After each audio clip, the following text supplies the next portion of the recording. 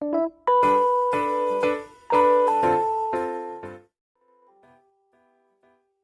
semuanya, perkenalkan kami dari kelompok 3 akan memaparkan bab medan magnet, yakni salah satu mata pelajaran fisika kelas 12. Sejarah kemagnetan mulai dikenal sejak peradaban kuno di Asia Kecil ketika ditemukan batu-batu yang memiliki sifat tarik-menarik. Daerah itu dikenal dengan nama Magnesia, kemudian batu-batu tersebut diberi nama magnet.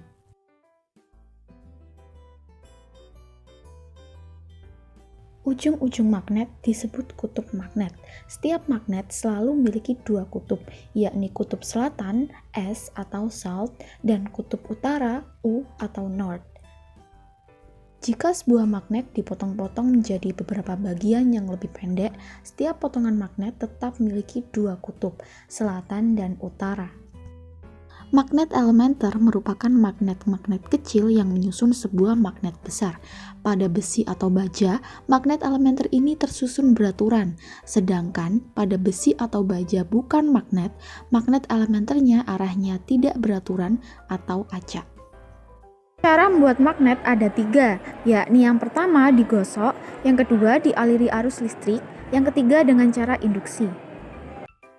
Hilangnya sifat magnetik dapat terjadi jika yang pertama magnet dipanaskan, yang kedua magnet dipukul-pukul. Hal ini menyebabkan magnet elementer yang semula satu arah menjadi tak beraturan, sehingga menghilangkan sifat magnetiknya. Medan magnet. Garis-garis gaya magnetik selalu keluar dari kutub utara magnet dan masuk ke kutub selatan magnet.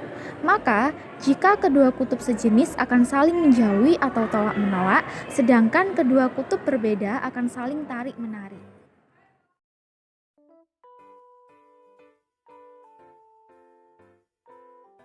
Secara sederhana, hukum ini menyatakan hubungan antara arus listrik yang mengalir pada suatu lintasan dengan medan magnet yang muncul di sekitar lintasan tersebut.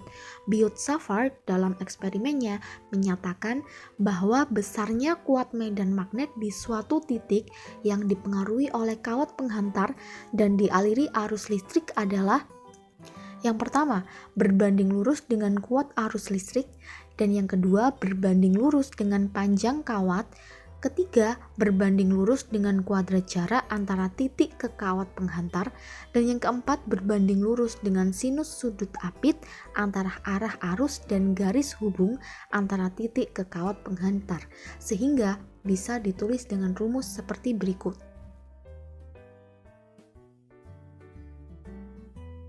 Arah medan magnetik akibat kawat berarus.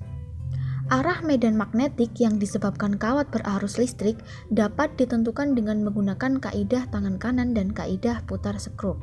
Arah ibu jari menunjukkan arah arus listrik, sedangkan putaran keempat jari lainnya merupakan arah medan magnetik.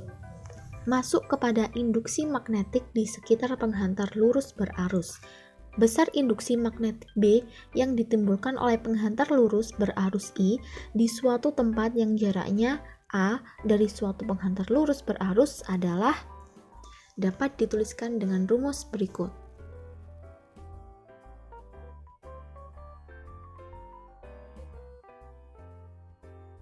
Arah masuknya garis-garis medan magnetik juga dapat ditentukan dengan menggunakan aturan tangan kanan, seperti menentukan arah medan magnetik pada penghantar lurus berarus listrik.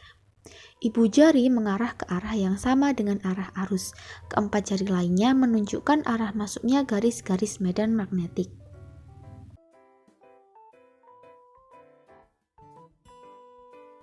Untuk penghantar melingkar yang terdiri dari N lilitan, maka induksi magnetik di pusat lingkaran adalah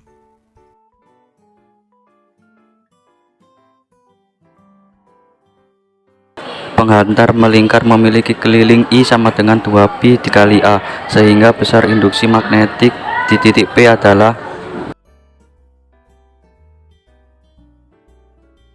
apabila titik P digeser sehingga merupakan titik pusat lingkaran, maka alfa sama dengan 90 derajat dan R sama dengan A.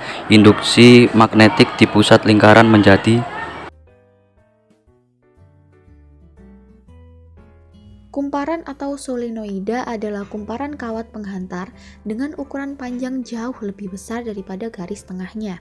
Medan magnetik solenoida pada dasarnya adalah medan magnetik dari sederetan kumparan berarus identik yang ditempatkan berdampingan.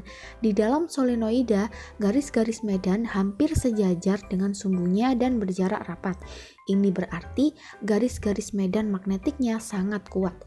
Di luar solenoida, garis-garis medan magnetiknya kurang rapat, yang berarti medan magnetiknya kecil.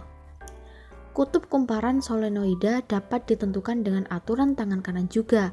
Genggamlah kumparan dengan tangan kanan. Lipatan keempat jari menunjukkan arah arus listrik, sedangkan arah ibu jari menunjukkan kutub utara.